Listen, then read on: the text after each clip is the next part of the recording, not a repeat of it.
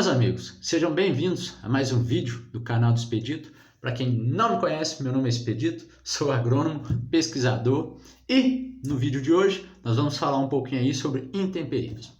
Todos nós sabemos que para os vegetais, assim como para todos os outros seres vivos, alguns elementos químicos são essenciais para o desenvolvimento e o crescimento. E esses elementos químicos, eles estão aí nos interiores dos minerais e das rochas. Aí cabe a pergunta, como que esses elementos saem do interior das rochas, saem do interior dos minerais? Além disso, as rochas e os minerais são um material parental do solo, ou seja, são um material que vão dar origem ao solo. Mas são coisas bem diferentes, né? Então, como que uma rocha se transforma em solo?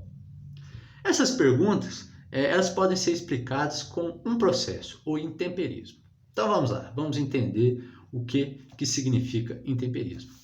As rochas e os minerais, eles estão sujeitos aí à ação das intempéries atmosféricas.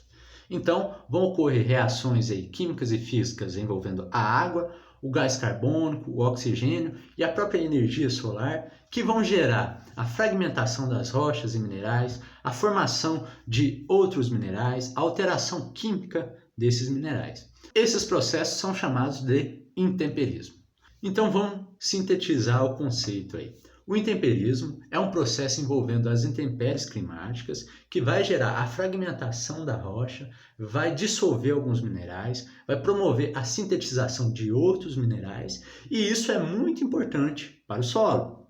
O intemperismo ele pode ser físico ou químico. O físico envolve apenas a fragmentação dos minerais. Então eu tenho um sólido aí de tamanho menor, vai ocorrer a ação do intemperismo físico e ele vai ser reduzido a fragmentos de tamanho menor. Quanto ao intemperismo químico, esse já envolve alterações na composição dos minerais. Então, alguns minerais podem se dissolver, alguns elementos são liberados dos minerais, eles podem se combinar ali no solo e formar minerais neoformados, né? Como por exemplo os argilominerais, que são muito importantes nos solos brasileiros. Além disso, podem se formar sais que vão ser dissolvidos e lixiviados no sistema do solo. Vamos fazer uma analogia, então, para a gente entender melhor esse conceito de intemperismo. Imagine um grão de café torrado como sendo a rocha. Quando você moe esse grão, é como se ocorresse o intemperismo físico. E quando esse café é coado, é como se ocorresse o intemperismo químico. Então, pensando dessa maneira, quando o café é coado, algumas substâncias vão ser lixiviadas ali do sistema e outras vão permanecer ali na borda do café. Eu acho que o exemplo cumpriu com o objetivo aí de ilustrar melhor. Uma coisa que a gente pode perceber com esse exemplo e que realmente acontece é que o intemperismo físico ele facilita a ocorrência do intemperismo químico. Então vamos entender isso melhor. Então, pensando nesse exemplo, você tem um grão de café torrado e o pó. Se eu colocar esses dois materiais aí para serem coados, onde que a água vai agir mais? Ela, obviamente, vai agir mais no pó. Por quê? Porque quando eu torro o café, eu aumento a superfície de contato ali e fica mais fácil da água agir, né? E é isso que vai ocorrer ali no solo também, sobre os minerais. A partir do momento que ocorre a fragmentação desses minerais, vai aumentar a superfície de contato e assim vai ficar mais fácil de ocorrer o intemperismo químico. Mas como que vai agir o intemperismo físico? Tanto pela ação de organismos vivos, como raízes de vegetais e bactérias e outros micro-organismos, quanto por oscilações de temperatura, né, que vão gerar a dilatação e a contração das rochas ou minerais. Além disso, as rochas elas possuem zonas de fratura, né, onde é mais fácil que esse material seja quebrado, né, que seja fragmentado. E isso vai facilitar a ocorrência do intemperismo físico. Quanto ao intemperismo químico, este vai ocorrer principalmente devido à ação da água e os compostos nela dissolvidos, como ácido carbônico e oxigênio. Com o passar dos anos e a ação do intemperismo, tende a restar no solo apenas aqueles minerais com estrutura mais forte, como é o caso do quartzo, e os não minerais do grupo dos óxidos de ferro e alumínio. Dentre as várias reações químicas do intemperismo, merece destaque a dissolução, a oxidação e a hidrólise.